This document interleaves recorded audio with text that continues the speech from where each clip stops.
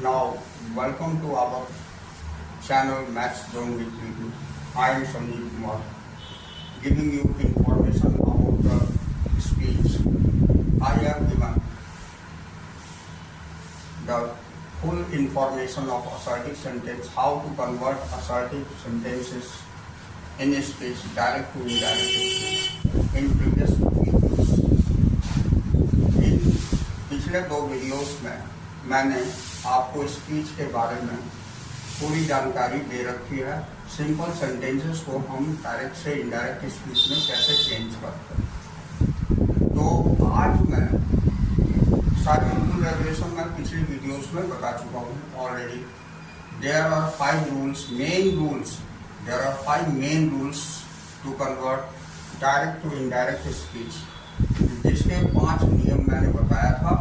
अब 5 नियम वही हमें आज विद एग्जाम्पल एक्सप्लेन करनी है, जिससे कि आपको डायरेक्ट से इनडायरेक्ट बनाना आसान हो जाए। आपको जो मैं पिछली वीडियोस में 5 नियम बताए थे पिछले 2 वीडियोस में, तो उसमें 5 में से हमें हर सेंटेंस में ये देखना है। हम देखते हैं कि 5 में से 4 मेन रूल्स हर ईच सेंटेंसेस में यूज है, क्योंकि सेंटेंस हमारी या तो प्रेजेंट रिपोर्टिंग वर्ब उसमें या तो प्रेजेंट टेंस में होगी, या पास्ट टेंस में होगी, या फ्यूचर टेंस में। तो यदि हमारी प्रेजेंट या फ्यूचर टेंस में होती है तो पहले रूल में ही मैंने बताया था कि आरएस का उसमें कोई चेंजिंग नहीं होती, आरएस का टेंस चेंज नहीं होता। लेकिन पास्ट में जब होती है तो आरएस का टेंस चेंज होता है। वो रूल 5 में हमने बताया था, और वो कैसे बताया था, अकॉर्डिंग टू टेबल बताया था। तो वही सारे रूल्स का रिव्यू विद एग्जाम्पल हम आज करते हैं। ओके, तो आइए लेट्स स्टार्ट विद एग्जाम्पल। तो यहाँ पर मैं एग्जाम्पल्स लेता हूँ। Different types of examples we take here and change those sentences into direct to indirect speech. Okay, so here is the first example. I say to you, you are playing cricket. This one is the first example जो मैंने speech बनाने के समय में लिया था। ये वही एग्जाम्पल है। तो उस एग्जाम्पल को एट फर्स्ट मैं चेंज करके दिखाता हूँ डायरेक्ट से इनडायरेक्ट स्पीच में कैसे ये चेंज होती है। तो मैं यहाँ IND indicates for the indirect. तो आई यहाँ पर मैं बोला था से टू, हमारे ये देखते हैं पहला कि से टू हमारे किस टेंस में, तो से टू हमारे प्रेजेंट टेंस में। तो प्रेजेंट टेंस में है, तो इसका से टू को किस में हम चेंज करते हैं, सेकंड नियम में मैंने बताया था से टू चेंज इनटू टेल। तो आई टेल हो गया, उसके बाद ये यू लिख दूंगा, आई टेल यू हो गया। अब मैंने तीसरे नियम में बताया था कि कॉमा और इन्वर्टेड कॉमा को हटा करके वहां दैट का प्रयोग करते हैं। तो आई टेल यू दैट हो गया। अब यहाँ पर हम प्रोनाउन देखते हैं कि ये प्रोनाउन कौन सी लगी हुई है। ये चौथे नियम में मैंने बताया था। तो प्रोनाउन अगर यू हो, सेकंड पर्सन हो, तो अकॉर्डिंग टू ऑब्जेक्ट चेंज होता है। यहाँ पर ऑब्जेक्ट भी आपकी यू है, तो यहाँ पर यू ही लिखेंगे। इसके बाद अब टेंस चेंज की बात होती है, जहाँ ये 5वें नियम की बात हम कर रहे थे। तो 5वां नियम यही बताता है कि ये अगर पास्ट टेंस में होगी तभी इसका टेंस चेंज करते हैं, अन्यथा नहीं करते हैं। तो ये तो हमारी प्रेजेंट टेंस में है, इसलिए इसका टेंस चेंज नहीं होगा। मीन्स ये पूरी की पूरी लाइन सेम हो जाएगी।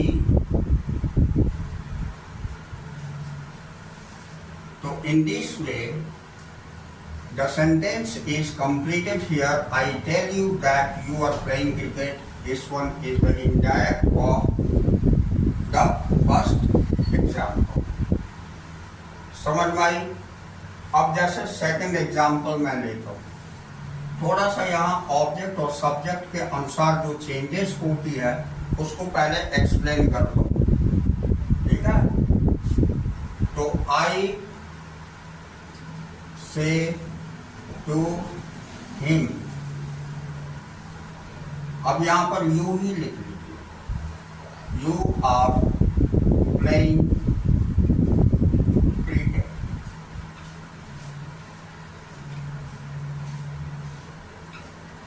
ये दूसरा एग्जाम्पल ले लिया। अब यहां पर देखिए हम इसे चेंज कैसे करेंगे, इनडायरेक्ट। आई यहां पर टेल यू दैट, यहां तक तो सब बच्चे दौड़ के चले आते हैं, नो एनी प्रॉब्लम। उसके बाद you, this one is the second person and according to second person it changes into the according to object. तो यहाँ हिम है, हिम को हमने बताया था कि हिम जो है कन्वर्ट ही में हो जाता है ही। अब यू के लिए ये आर लगी हुई है हेल्पिंग वर्ब, तो ही के लिए हमारी हेल्पिंग वर्ब इज लग जाएगी, because this one is present tense. तो प्रेजेंट टेंस में इसके अनुसार हेल्पिंग वर्ब लगा करके बाकी सेम लिख देंगे, प्लेइंग क्रिकेट। तो ये मैं अकॉर्डिंग टू ऑब्जेक्ट दिखा रहा हूं।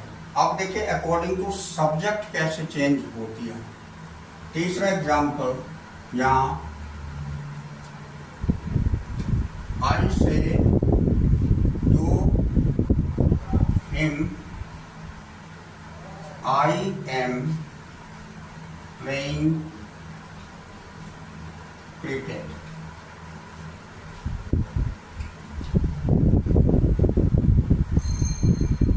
तो ये हो जाएगा इनडायरेक्ट में, आई टेल हिम दैट। अब ये हमारी फर्स्ट पर्सन है, first person according to subject change होती है। तो सब्जेक्ट में भी हमारी आई मैंने लिखा है, यहाँ पर आई ही हो जाएगा, और आई के लिए हेल्पिंग वर्ब एम ही होता है। मीन्स ये पूरी की पूरी सेंटेंस सेम रह जाएगी, ठीक है? सेंटेंस में टेंसेस की चेंज नहीं हो रही है, because this one is in present tense. तो बी केयरफुल, ऑलवेज केयरफुल। आर भी हमारी प्रेजेंट टेंस में या फ्यूचर टेंस में भी होगी तो हमारी आर एस का टेंस चेंज नहीं होगा। और ये फोर्थ रूल के अनुसार मैं ये चेंज करके दिखा रहा हूँ आपको, जो अंडरस्टैंड। अब देखिए इसके बाद ये तो हो गए कि अकॉर्डिंग टू सब्जेक्ट। जैसे फॉर एग्जाम्पल यहाँ अगर लिखा हुआ होता, एक और एग्जाम्पल ले लीजिए, इसमें दिया हुआ है ही सेज मी, यहाँ पर यही सेम लिख दीजिए, आई एम प्लेइंग क्रिकेट। अगर इस तरह की सेंटेंसेस होगी तो इसमें क्या चेंज होगा? तो यहाँ पर इनडायरेक्ट में हो जाता ही, अब सेज टू टेल्स में चेंज हो जाती है, सेज टू टेल्स में। तो ही टेल्स मी दैट। अब आई फर्स्ट पर्सन है तो अकॉर्डिंग टू सब्जेक्ट, तो यहां पर ही हो जाएगा। और ही के लिए प्रेजेंट टेंस में, ये प्रेजेंट में है तो टेंस चेंज नहीं होगी, तो प्रेजेंट टेंस में हेल्पिंग वर्ब इज लगता है, इसलिए ही इज, उसके बाद प्लेइंग क्रिकेट हो जाएगी।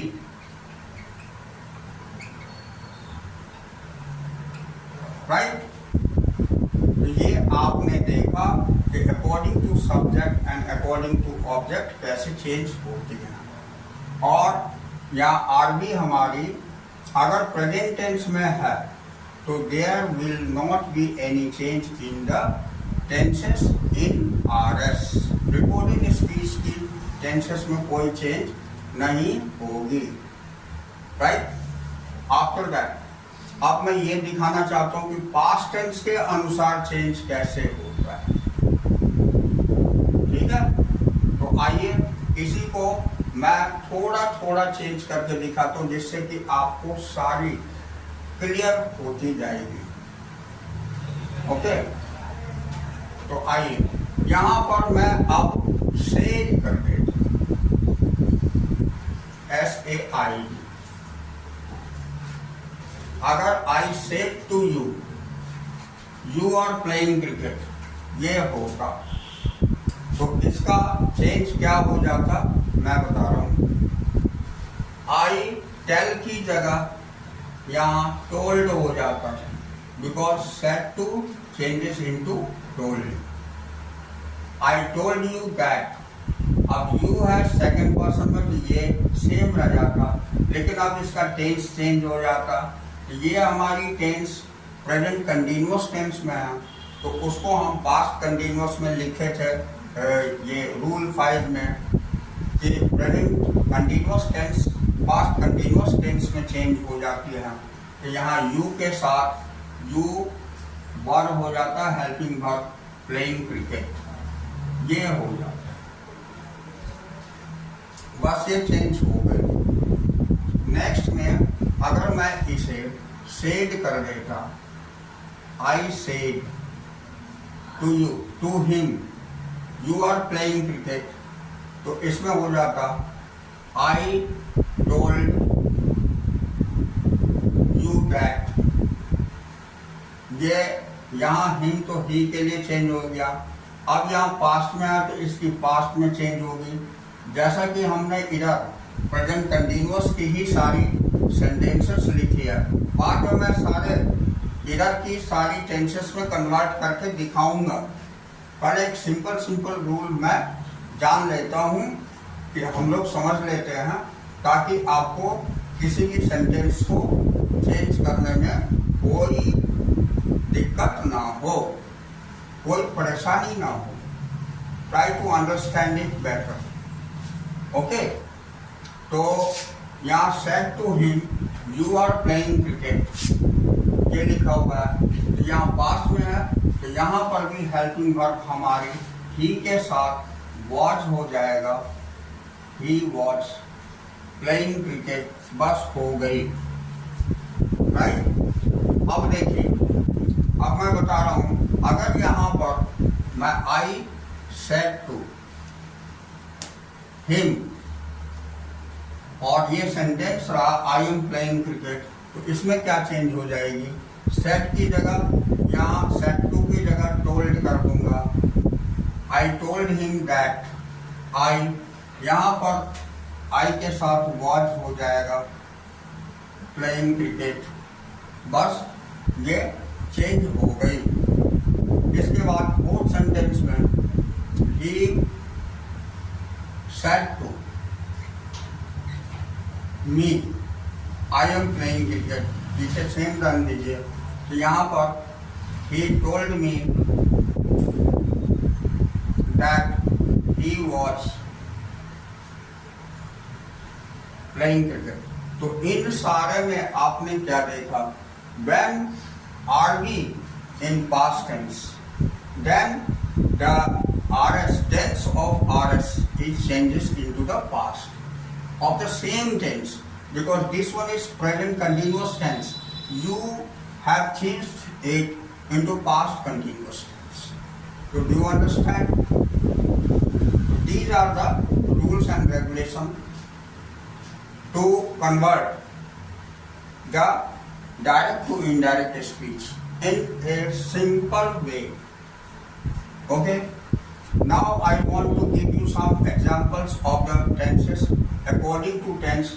The simple present tense, how it converted into the simple past tense, past continuous, present continuous into past continuous, present perfect into past perfect, means all the tenses which I have written in rule 5, I want to give you the example and to convert it into the example as you can see in the following example.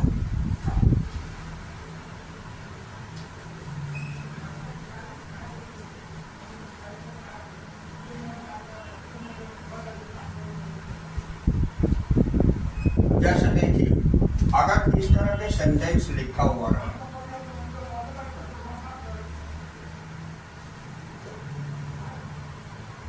Example 5, I said to him, I eat a mango. Now this sentence is in simple present tense, and here said to is in past tense. Okay.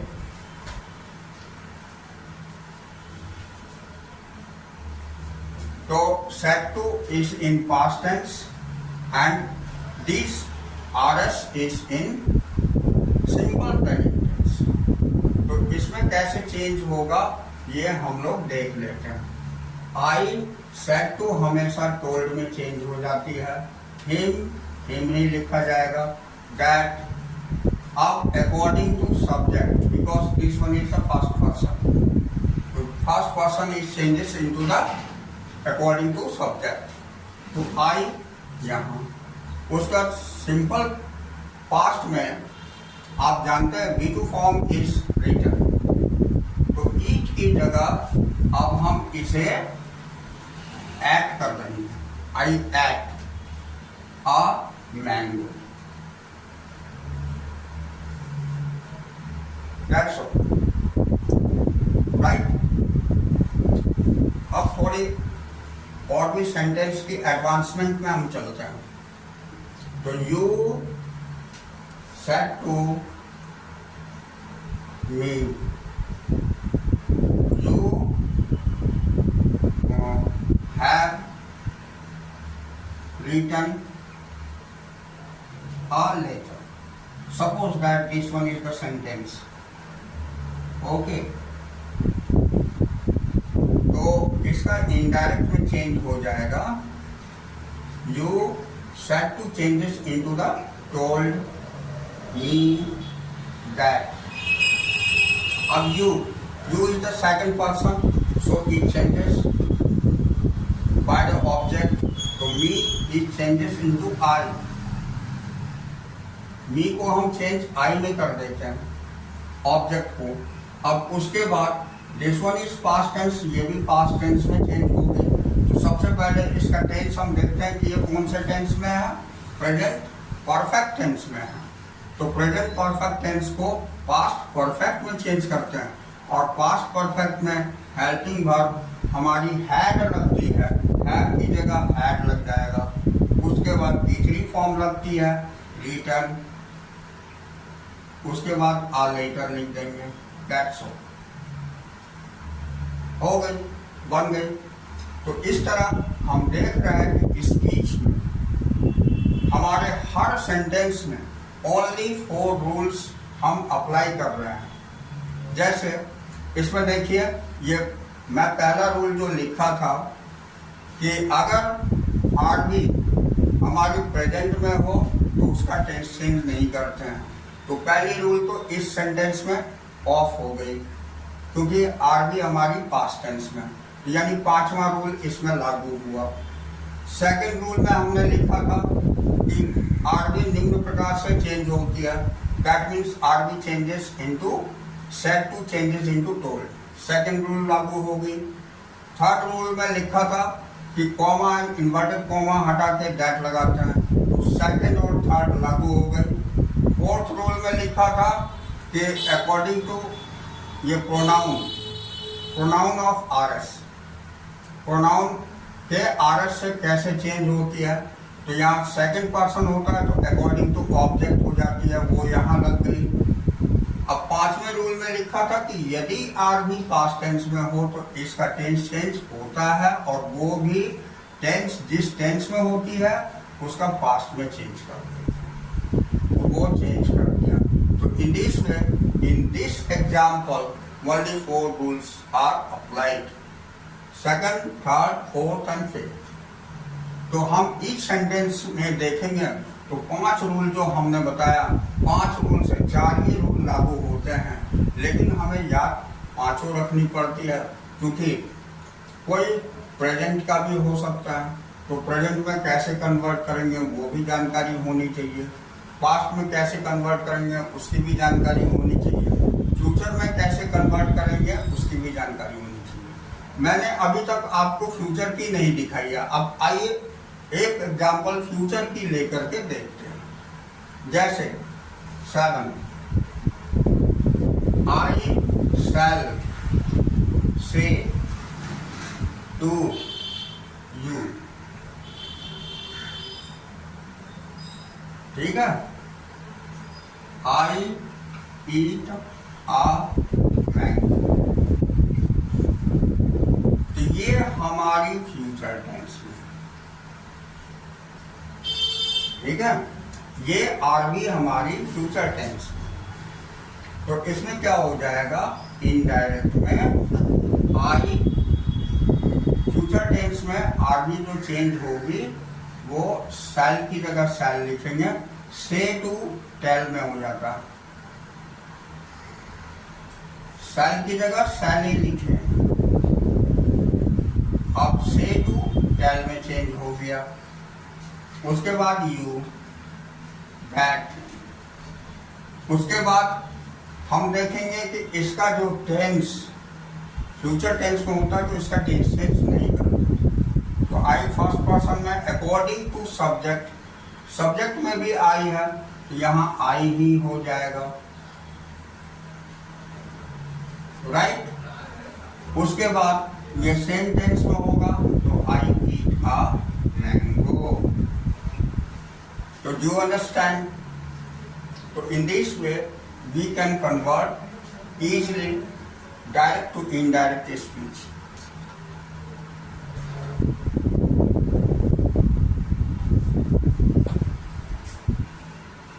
Okay, so there are more examples also.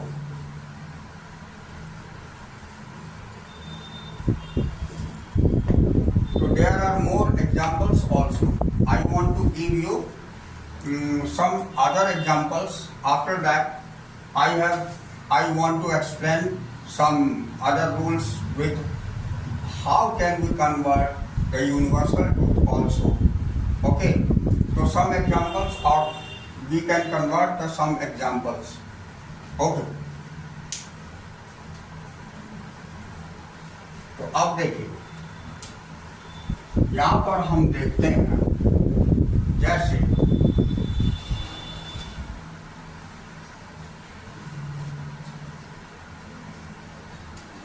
अब जैसे किसी name से भी होता है, राम, ये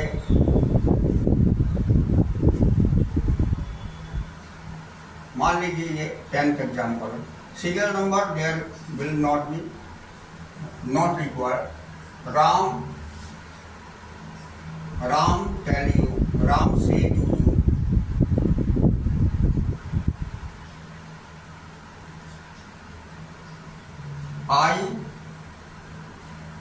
I go to school.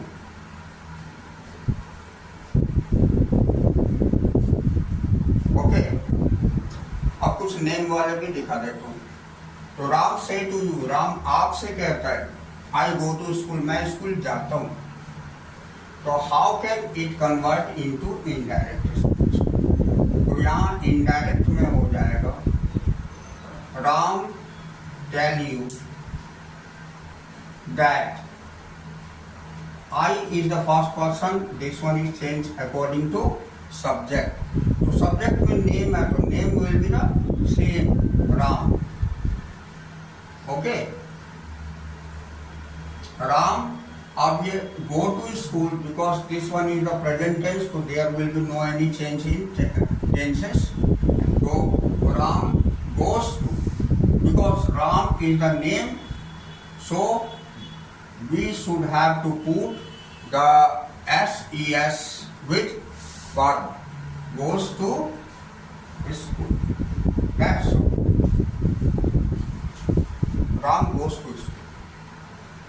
In this way, this can be changed into the direct to indirect speech. अब यहाँ पर आप प्रोनाउन इस प्लेस या तो आप नेम डाल सकते हैं, नेम की प्लेस पर नेम भी डाल सकते हैं, नो एनी प्रॉब्लम। या इस राम के लिए प्रोनाउन आप ही भी डाल सकते हैं। For Ram this one is the third person, name is always comes into the third person, तो थर्ड पर्सन में प्रोनाउन ही भी डाल सकते हैं। तो आप अगर राम गोज टू स्कूल लिखे, this one is correct, and अगर suppose that he goes to school लिख दिए, वो भी आपकी करेक्ट होगी, नो एनी प्रॉब्लम। ओके, अब एक एग्जाम्पल और मैं बताता हूं। राम सेज टू, सॉरी यहाँ पर सेज होना चाहिए, राम सेज टू यू, यहाँ टेल्स होनी चाहिए, because Ram is the name, so says to. तो राम सेज टू मोहन, अगर ऐसा हुआ कि राम ने मोहन से कहा, okay, you are playing cricket,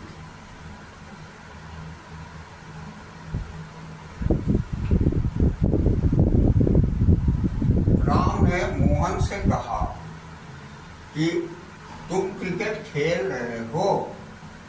तो ये चेंज कैसे हो जाएगा, ये देखिए, ये मैं इनडायरेक्ट में लिख के दिखाता हूं, ठीक है। राम टेल्स मोहन दैट, यहां तक तो चले आएंगे। अब यहां पर हमारी यू है, you is the second person, and second person changes by the object, object के अनुसार, अकॉर्डिंग टू ऑब्जेक्ट। तो ऑब्जेक्ट में यहाँ मोहन है, तो आप यहाँ मोहन भी लिख सकते हैं, आइडर यहाँ मोहन के लिए ही भी डाल सकते हैं, ओके, बिकॉज राम लिखे या मोहन लिखे, ये दोनों। लेकिन यहाँ पर अब आपको कंफ्यूजन होगा कि राम के लिए भी ही लगेगा, मोहन के लिए भी ही लगेगा, तो that means according to subject change हो रही है, अकॉर्डिंग टू ऑब्जेक्ट चेंज हो रही है।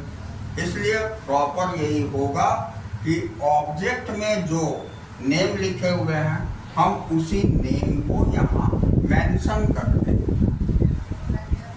तो there will not be any type of confusion, किसी तरह की कंफ्यूजन नहीं रहनी चाहिए। जो आपकी कॉपी चेक करेंगे उनके लिए, तो आपको पूरे मार्क्स मिलने की चांसेस हो जाएगी। तो मोहन, अब यहाँ देखिए ये प्रेजेंट में है, तो हम समझते हैं कि प्रेजेंट में होने के बाद उसकी टेंस चेंज नहीं होगी। तो मोहन, मोहन के लिए या यू के लिए आर लगी हुई है, लेकिन मोहन के लिए तो इज लगेगी प्रेजेंट में, हेल्पिंग वर्ब। अब उसके बाद प्लेइंग क्रिकेट, ये लिख देंगे, बस बन गई। तो in this way we have seen a lots of example and I have converted these into the indirect speeches. मैं उम्मीद करता हूँ कि इसमें जैसे हमने रूल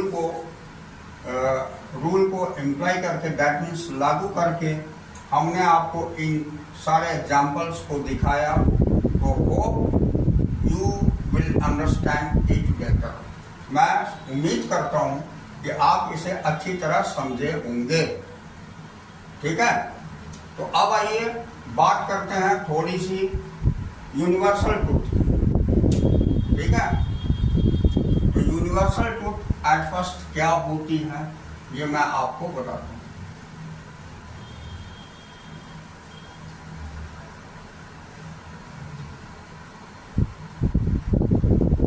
अब यूनिवर्सल ट्रूथ, यूनिवर्सल ट्रूथ हम परम सत्य को बोलते हैं, जो हमेशा सत्य रहती है, ठीक है, वो परम सत्य कहलाती है, यूनिवर्सल। तो कुछ एग्जाम्पल हमारे यूनिवर्सल ट्रूथ की भी होती है, जिसका कि चेंज करना हमें डायरेक्ट से इनडायरेक्ट में दे दिया जाता है। एट दैट कंडीशन क्या चेंजेस होती है ये मैं आपको दिखाता हूँ, और क्या नहीं हो पाती है वो भी दिखाता हूँ, और वो भी समझाता हूँ।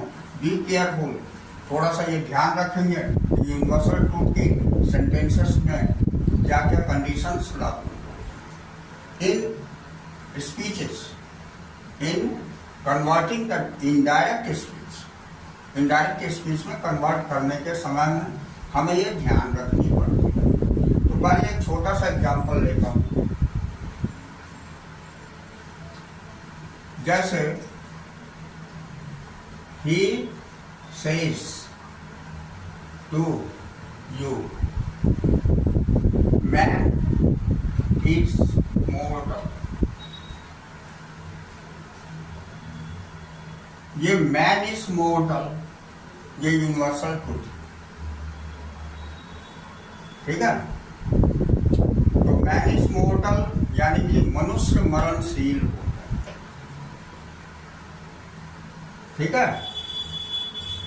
तो ये मरणशील होता है, कहने का मतलब है कि मनुष्य जो जीवित है वो एक न एक दिन मरेंगे। This one is the universal.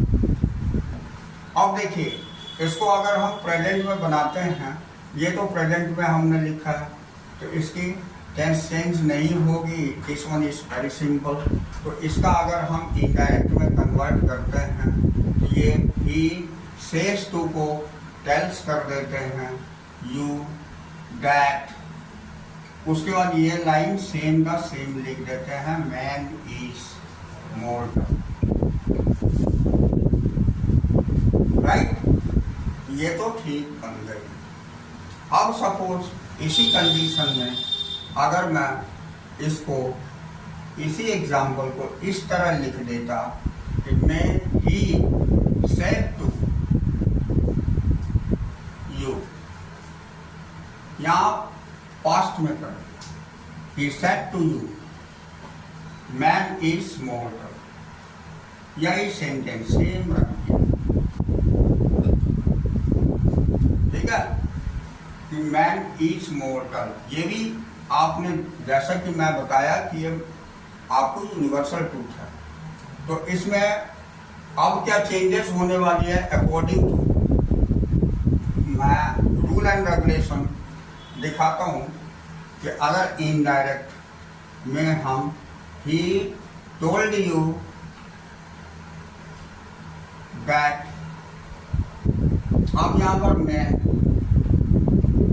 देखिए सेड टू, यहाँ जब मैं पास्ट में बताया तो मैंने बताया था कि इसकी टेंस चेंज होती है।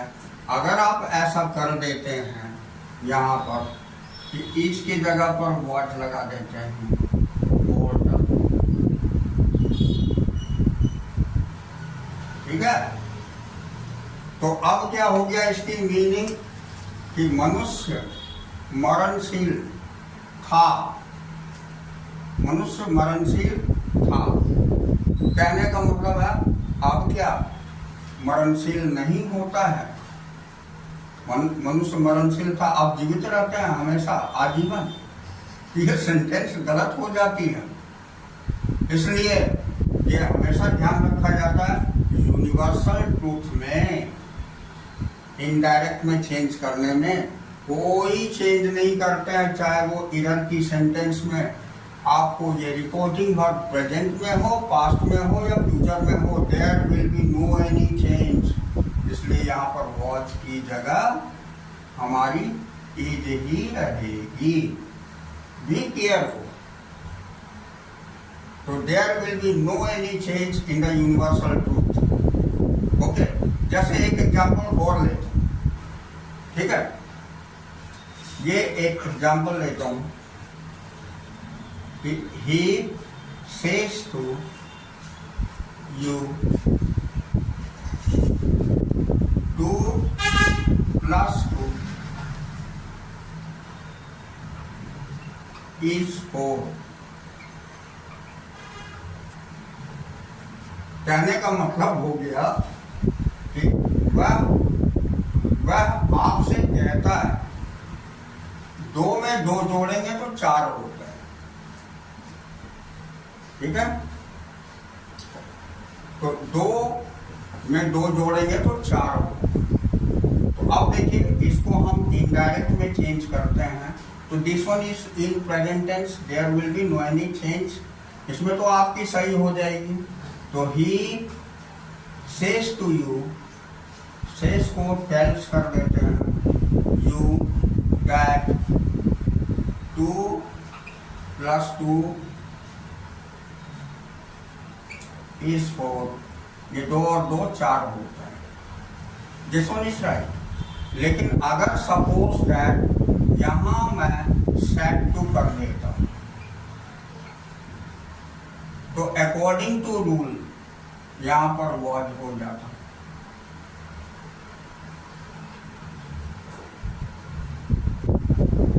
ठीक है। और यहां पर टोल्ड हो जाता,